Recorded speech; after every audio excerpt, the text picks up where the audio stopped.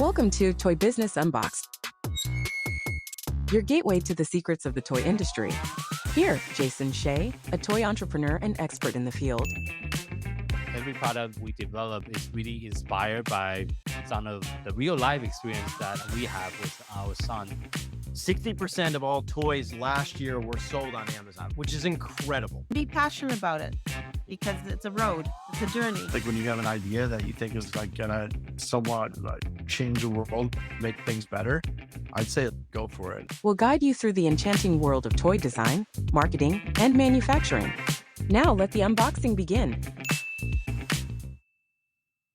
Welcome to another episode of Toy Business Unboxed podcast. I'm your host, Jason Shea. Today, we are excited to chat with Kevin and Steve, a dynamic duo behind Tenzi, a fast-paced dice game that have been taken toy world by the storm. And they met at an ad agency in the 90s and reconnected many years later. Together, they created a game that earned multiple Astra awards and really captivate both kids and adults alike. Thank you so much for joining me on the podcast today. Absolutely, Jason. Thanks. So the first question, of course, I want to talk about is what inspired you to get to come together and create the Tenzi that we know as of today? Sure. I'll start with that, Steve.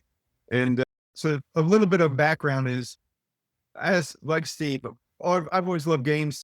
Steve has always loved games. And about 15 years ago, a few years before Tenzi, I came up with a game idea.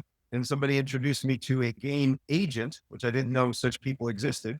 But in my nearby town, she's a game agent. I showed her the idea for this game I had, and she was able to sell it or license it to a game company. So I felt thrilled that I had an idea that my daughter and I had come up with, and then I was in the game business in a sense through licensing. So then, 6 months later, it was around Christmas time, and I was out cutting down a Christmas tree, and I bump into my old friend Steve, who used to work at the same ad agency that I worked at. And we said, "Hey, what are you up to these days?" And we swapped stories. And I said, "I think I'm in the game business now because I came up with a game idea and now I'm licensing it." So Steve perked up and said, "I've got game ideas. Let's get together someday." And so we said, "Sure." So maybe 6 months later, we finally got together. We kicked around ideas for a number of months and it didn't really click. And we were showing it to the game agent, didn't really capture it. And then one day I was doing a little research and I heard that one of the big game companies was interested in a dice game. So I said to Steve, I handed him a whole bunch of dice and I took a bunch of dice and I said, "Steve, let's see if we can come up with a dice game because somebody's looking for it. Maybe we'll license it to them." So Steve went his way. I went my way for a couple of weeks to see if we could come up with a dice game. And now I'll turn it over to Steve. So yes, Kevin gave me a big bag of dice and that was the starting point. And from there, we come up with different game ideas with 2 dice, 4 dice, 6 dice, and just kept adding dice until me and my daughter were playing one game and we just kept adding dice till we got to 10 dice. I said, that's a nice even number. Kevin and I are both pretty simple people. So I get to 10 dice. I was like, that's a nice even number. So I said, I wonder how fast I can get all 10 dice on one number. And I did it with my daughter right there. And that was fun. Let's do it again. And just that simple act of trying to get 10 dice rolling fast, collecting on one number. And so I said, there's something there. And so I brought it over to Kevin a couple days later. I said, I think I got something. And Kevin is the visionary of this group. So I explained the rules to him, the game to him, and in his infinite wisdom, I said, "You got to be kidding me. This was the big idea. Now, who are you to waste my time on something like this?" So he goes, "No, let's just play it." And sure enough, we played at my dining room table. I said, "Oh, this is fun." So we started tweaking the rules there. We tweaked the name a little bit and walked out with basically the concept. And Steve showed me a piece of paper he had where it said, like Yahtzee. Was it Steve? Yahtzee on steroids? Speed Yahtzee. Speed Yahtzee.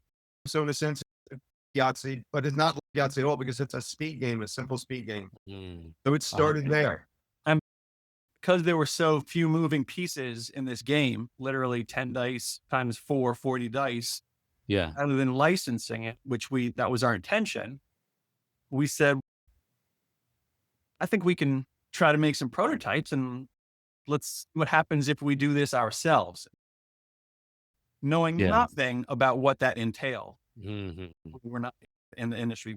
What year was it again when you got it? That was 2010. Yeah, 2010. Oh, whoa. Okay, Right. okay. So we spent the next couple of weeks coming up with prototype. We ordered bulk dice from Amazon. We did create a logo with our designer and stuff. Were you also trying to learn Chinese so you can speak with the Chinese factory? Not at that time, but that came later. And so eventually we had 6 prototypes. Oh, wow. Okay. And we started knocking on some local toy stores. Yep. And first one said, no, not interested. Second one said, maybe come back later when the manager's here. But on the third knock, we went to a store very close to Steve and I called Hobby Town. Oh, Hobby Town. Yeah. I We know. met the most magnificent woman that morning on October 30th, I think it was, 2010. And it was 10 o'clock in the morning. A lot of 10s happening there.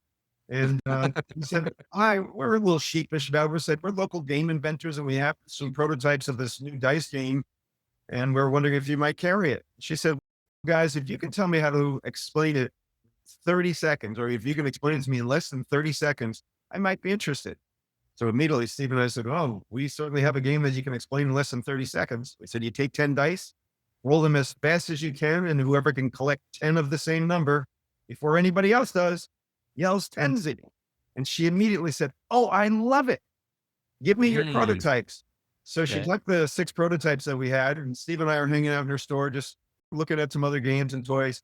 5 minutes later, she yells over, hey guys, I got your first sale. And the first customer who came into her store, she said, I've got this brand new game. The inventors are right over there. And she sold it successfully. And we were there for her first sale. So that's how, and she was so instrumental, because I will say subsequently, she then did a video testimonial as a retailer that we could then start to take to other retailers to talk about how good it was. Wow. Okay. That's such a fun story. Thank you for sharing that. My next question is, I know Tenzi has really become a huge hit in the market. What do you think that contribute to its success in such a competitive industry? Steve, I'll start to take over part of it. Since Steve and I weren't in the industry, in a way that worked in our favor, because we didn't do what would be expected. We didn't put in a cardboard box. We borrowed from our backgrounds in marketing and consumer packaged goods. So I think we looked at things a little differently. That was one thing. But Steve, go ahead. Talk about that. Well, a good example of that is when we went to our first toy fair. Again, for example of Kevin saying that we didn't know what to do or what not to do. So we just did things maybe against the grain. We were at toy fair and showing all our stuff. And there was another vendor across the way, an older gentleman. Okay. He was watching us for a couple hours in the first morning when we were doing it. Yeah. So I came over and we were giving games out left and right, giving them for free. Here, take our game. It's free. He came over. He said, what the hell are you guys doing? And we said, oh, we're just sampling our games, giving people our games, having some fun. And he said, you guys don't know what the F you're doing, do you? You never give them anything for free. And we thought, these are retailers who may try our game and like our game and come back for our game. And so he dismissed us with a wave of his hand, went back to his booth. And sure enough, those folks that we gave our games to for free doing the wrong thing, they came back later that day or the next day and said, we played your game at the hotel. That was so fun. Sign me up. I'm in.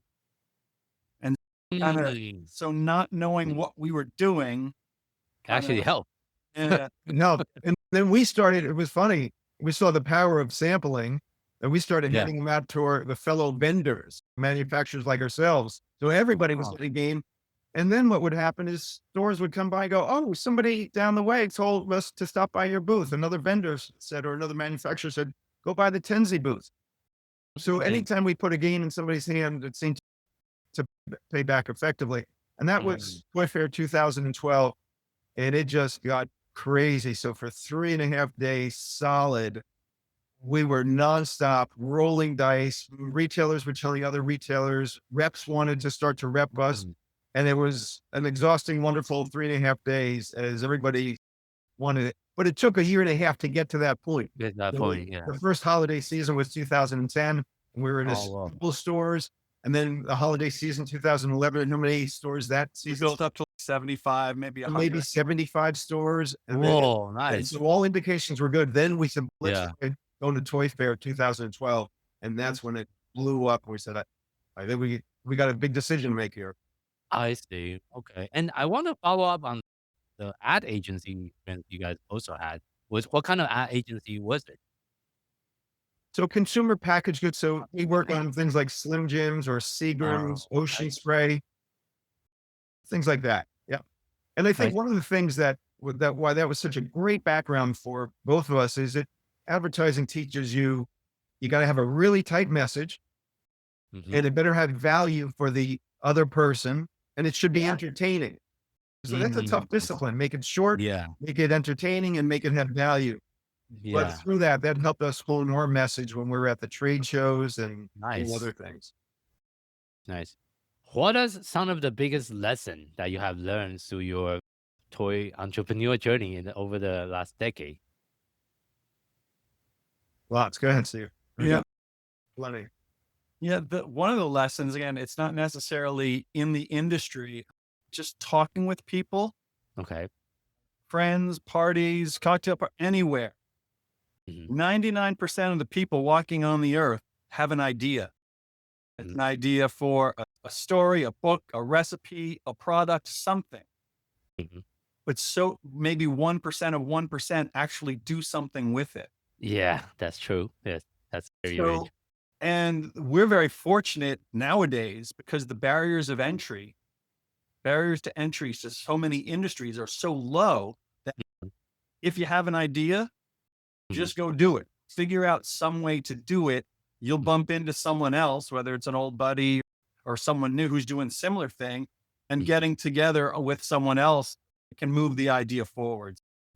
I see. Yeah, I'll add to that because I think one thing, and I know I used to feel it years ago, you have an idea and you become very protective of it.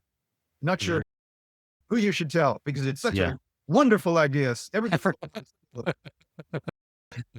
Maybe it's out there, maybe it happens on occasion, but we found that the more people we talk to, they'll connect you with somebody else. They'll want to help you. I agree. Rather than keep it so tight, start to get the word out there. And I would also add and if you can partner up with somebody that has great value too, because you bounce ideas off each other for a lot of reasons. It's great to have to try to go on the path with another person. I see. So I want to transition the second part of our interview to more talking about on the marketing side, because your product is very unique. And I think one of the key things for your success is like giving out the samples and having people actually play it. But some of those is hard to do that when you are doing digital marketing or online marketing. Especially, I think when you first started in 2010, Amazon wasn't as big as they are right now. So I want to just how is your experience trying to promote your products through different online channels? Like how's your experience has been, like what has been working and what has been not working so far? That's a weak area for us. I tell you what, Steve and I are old school. So what our marketing was, once we had this game, the simple, fast game, and again, it had value for the retailer because in their world, they have to explain it to mom or dad who's walking through the store in a matter of seconds. Yes. One of the things that we did, and I looked towards Steve, I think Steve, this came out of your Slim Jim's background with a display rack. We created a display rack for Tenzi and it had 9 games. Okay. And what we said in the supermarket business, so where Ocean Spray would be and other things, you have to pay a lot of money to get sampling, to get displays, to get all that stuff. Placement. Yeah. It costs money. But in the specialty toy area, which is the area we focused on, no big box for us, we made that decision. We would say to a retailer, would you be willing to take this little display, which was about 6 inches by 6 inches in a footprint, and put it by your cash register, and it had a header card and it holds 9 games, and for $67.50, and we'll give you a free demo game.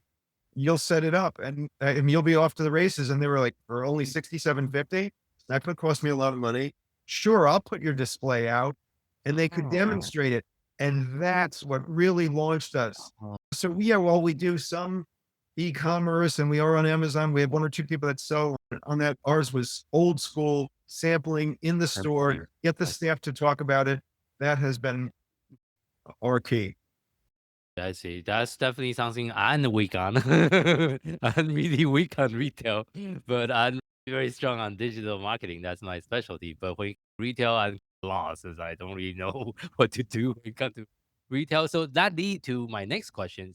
Why do you choose to focus in the specialty store or the specialty toy market instead of the big box retail?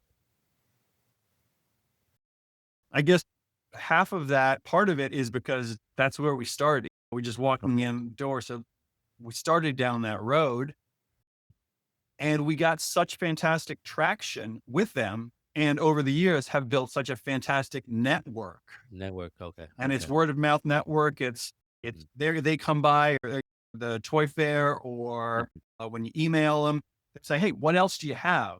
So it's an incredibly personal kind of relationship. Whereas anytime we've done kind of bigger stores, and we've never gotten big box stores, but whenever we've gotten bigger chains, it's been, you're a number to them. Different. True. Just like we talk about Barnes and Noble before the show. So yeah, they've been fantastic. So we haven't had any issues, but when you become just a number, that's when it's less fun, it's less engaging, and it's less. I see. So for the retail, do you also utilize sales rep group then yourself? Yeah. So that very first retailer that we went to back in October of 2010, at one point said, you guys need a rep. And we said, what's a rep? And she said, and they explained how the rep system works and introduced us to one of the reps that calls on her from a company called Roberts Bloomberg up in the Northeast. And they liked the game Tenzi. So they started getting us into all the other stores that we could never do on our own. And they had those relationships. And then once one rep had it, they would talk to other reps around the country and say, hey, you may be interested in this game. So the word got out to the rep community and signed us up. And again, they have been critical to our success because they have the relationships with the specialty stores and got us in there. And then the game sold itself because of the display, because of the price, because of the demo. Okay. Yeah. Thank you for sharing that. A selfish question because we are also trying to find a sales rep group. What is your suggestion to find the right one? What do you look for when you first pick the sales rep group? Sounds like it's like a referral, but do you? Yeah, it is a referral. At Toy Fair 2012, when the word was out there and all of a sudden it seemed like every rep wanted us, it was just a gut feeling. Who do we feel like is listening to us? Who do we feel like we have good chemistry with? Who could we work with for a long time? Right. So it was just a gut decision that we made. And I almost feel like someone needs to go there and create like a Yelp version of all the sales rep group with reviews and all that. It's like almost no data. I think some of the things we do in the toy and game industry is very outdated. It's very old school. Right. Which I sometimes struggle with myself a little bit. But I guess that's, again, there's two sides to that, because a lot of the way we run our business with sales reps or it's analog, old school. Right? We're not maximizing with digitals maybe to our detriment. Sure. But what we do with this kind of old school analog word of mouth, people knocking on doors, it also lines up. One of the things that consumers love about our games, they say, oh, our family, the kids put their phones down. It's something that everyone brings together. So our games have an old school feel to them.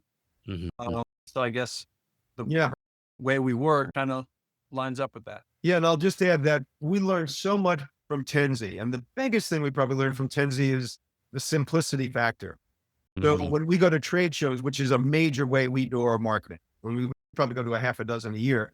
So when we're at a trade show, such as Toy Fair or Astra, what we're trying to figure out is when we're looking at new games and considering new games is when a retailer comes to our booth, could we explain it not in 30 seconds, maybe not even in 15 seconds, but within 10 seconds or so, They should be able to understand the essence of the game.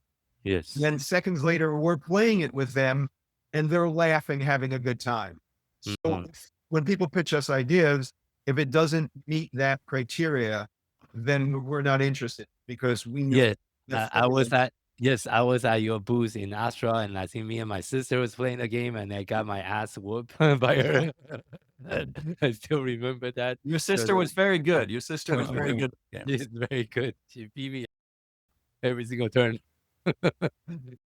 And I mean, because you have been doing this business for so long, what are some of the major challenges in not just maybe development or selling Tenzi over the years that you would like to share with the audience, and how do you overcome some of those major challenges?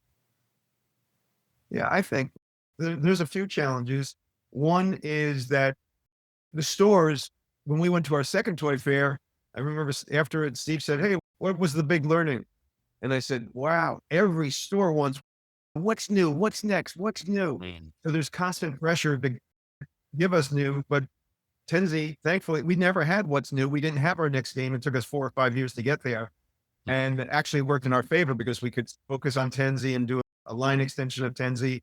So that worked for our favor. But I think competition and so many games coming in, that's one of the, again, how do you continue to stand above the crowd and be known in the store? So I think the competition is one challenge. And Steve, I know, is thinking about another big challenge that we've had. Yeah, production. I mean, is that, yeah, again, and we have fantastic partner supplier who we work with and who's done all our games fantastic. But there's no matter how many times you do it, even on our first time, we had our first big shipment come in and we send all them out, and then we started to get the phone calls in the morning, and we're like, this is it. Everyone loves our game. And the phone call came in and said, the bottom of your tube is falling out. I have dice. No. I have dice all over my store. And we said, oh my, and then another call came in and the same problem. The tubes are falling out. The dice are falling out. The tubes are in the bottom of the tube. Oh no. Okay. And we said, oh, we're apologizing. Sorry. And they say, don't say sorry. I've fixed it and we sold it. Just send me more games. That was our first time. And then we fixed the issue and our supplier was great. And they fixed it. We reinforced it. Okay. That was our first one. And our latest one, there's another problem. And it's, again, it's not the manufacturing, but it's things you can try to prevent that issues from happening, but they always inevitably pop up some way or another. You never see coming. Yeah. So, well, we know Tenzi is not your only game. Do you have the new one that you can demo to our audience on the video for the second one that you? We're okay with that, Steve? Yeah. I've got it right here. Our newest game, which has been giving us some of the production challenges, is called Chipsy. That'll be coming out in just a few months here. That's our newest. And like Tenzi, it's similar in the sense that the package is similar to Tenzi. It's a simple game like Tenzi. It's going to have a rack like Tenzi. The retailers want it because they played it at Astra and whatnot. So that's going to be our newest. Can you explain the rule under 30 seconds as well? Sure. There's 49 chips, 7 different colors, numbered 1 through 7. You have them all face down. Somebody picks a color and you say, go. And the first one who can find all 7 of their color before anybody else finds all 7 of their color yells Chipsy and wins. Yeah, that's the game I got my ass kicked. Oh, that's the one. Okay. I'm not fast enough like my sister does. So, and maybe I'm getting too old. Okay, so I think the next question I have is, because over the years when you're going to all the different trade shows, and this is something I'm also trying to learn as a toy entrepreneur, because trade show is not my specialties. I just been to a few. I definitely doesn't go to as many as you guys, compare relatively speaking. What are some of the tips or tricks that you recommend other toy entrepreneurs when they're considering or doing trade show or going to Astra? To, like, is it a certain way you set up the booth, or some of like any like strategy you would do to try to maximize the trade show? Pick your booth space carefully, and when you're new at it, you don't often get the preferred spaces, but to the degree you can, think about the layout where you're going to get the max exposure on the corner or whatever. So that's important. I remember a toy fair, the cost to rent a light, an overhead light, spotlight for 3 days is $500. And in the beginning, I'm thinking, why would we do that? It was a great move because it just, the booth explodes in color and life and energy. And so you learn that. Steve did a great job of designing with our designer tablecloths. So now down the road, when people are down the aisle, they can see either the Tenzi banner or the Slapsy banner or Bilby, whatever it may be. They can see that. So those are some of the things that learn. There's also, again, just some simple things, and they don't sound like a lot, but when you stack them together, it creates, Kevin said earlier, getting a partner. Trade shows, being alone, being one person at a trade show, it's hard. Really tough to build the energy. If you have a partner in your booth and you're talking and you're getting some energy, you're jokes and stuff like that. You couldn't even really go to the toilet because no one there. Exactly. But something as simple as some people have their booth and open so people can walk into their booth and look at all their products and stuff. So what we do is we put tables on the outside of our booths. And we stay in the booth. So that when people come and play our game, a kind of a crowd of people gathers or gets builds outside the booth in the aisle. And clogs up traffic. And so other people say, oh, what's going on in that booth? Over there. People, you attract people's attention. A self-fulfilling prophecy there. Yeah. And I would also add, have some sort of gimmick or hook.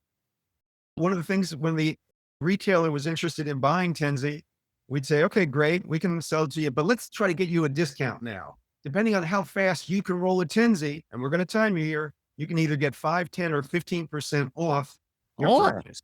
So I love that. We're gamifying. So now they're playing more. They're happy. They got a discount. More people are coming to the booth because they hear some screams and yells and happiness. So again, good. I love that. And the gimmick, Kev, the gimmick was the game. The game itself. They had to play the game in order to get the discount. So they would know how to play the game when they took it back to their store. That's very smart. And we told them, this is a great gimmick to do in your store when a customer comes in, and then you say to them, you want to get 10% off your discount or your order, your choice today? If you can beat me at Tenzi, you'll get that. And they say, what's Tenzi? And they just sold another Tenzi game because after they play it, the consumer loves it. That's really smart. It go like circle, can go around. I love that strategy. Thank you so much for sharing. So, any other strategy you guys do that's find it very helpful? Of course, definitely engagement and make it interactive. I think. Steve and I are critiquing each other all the time to get our story as tight as we can. So Steve will sell it to me and explain a game to me, and I'm like, all right, Steve, I start to get a little confused, or there's too much information. So how can we make that tighter? Or Steve will do the same for me. So you want to have a partner to coach you. The other thing is, in the beginning, when we're in our booth, we would politely ask people, we'd say, hi, would you like to try our new game?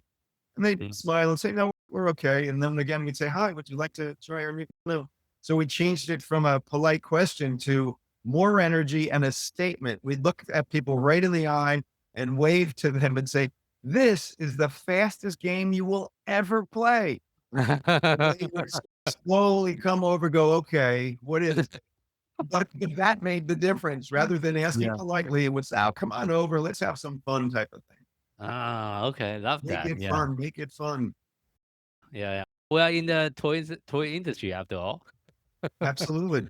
We need to have some fun. So for sure. As well, wrapping up in today's interview, the final question I always like to ask my guests is, if you had to share just one piece of advice with someone that's getting started in the toy industry, what would that be?